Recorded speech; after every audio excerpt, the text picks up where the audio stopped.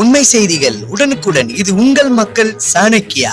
இணைந்திருங்கள் புதிய பொலிவுடன். இது உங்கள் மக்கள் சாணக்கியா, தமிழ் மக்களின் உரிமை குரல்.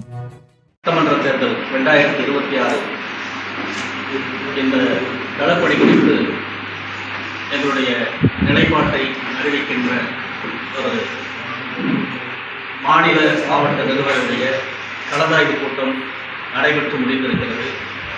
இந்த கூட்டத்தில் ஏற்கனவே 2021 தொடங்கி நடைபெற்ற சட்டமன்ற, நாடாளுமன்ற இடைத்தேர்தல் உள்ளிட்ட அனைத்து தேர்தல்களிலும் அனைத்து இந்திய அண்ணா திராவிட முன்னேற்ற கழகத்தை ஆதரித்து தொடர்ந்து நாங்கள் களப்பணி ஆற்றி வருகிறோம்.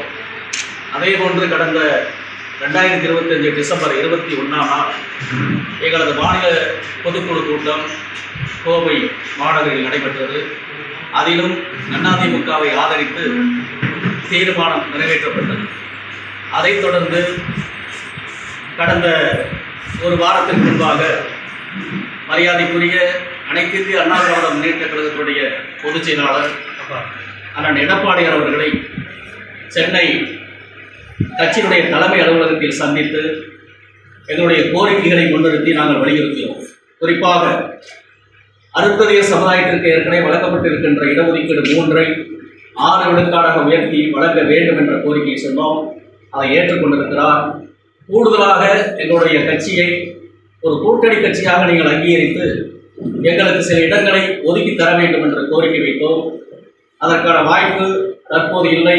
ஆகவே ஆட்சி அமைந்த பிறகு ஒரு சிறந்த பொறுப்புகளை உங்களுக்கு வழங்கினோம் என்று உத்தரவாதம் அளித்ததை தொடர்ந்து இப்போது அனைத்து இந்திய அண்ணா திராவிட முன்னேற்ற கழகத்தை ஆதரித்து நாங்கள் களப்பணியாற்றுகின்ற ஒரு 16 மாவட்டத்தில் உள்ள நிர்வாகிகள் இங்கே வருகின்றிருக்கிறார்கள்.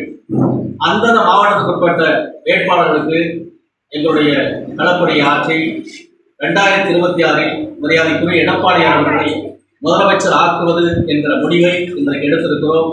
அந்த முடிவைத்தான் ஊடகவியலாளர் மத்தியில் இதை வெளிப்படுத்துகிறோம். நன்றி.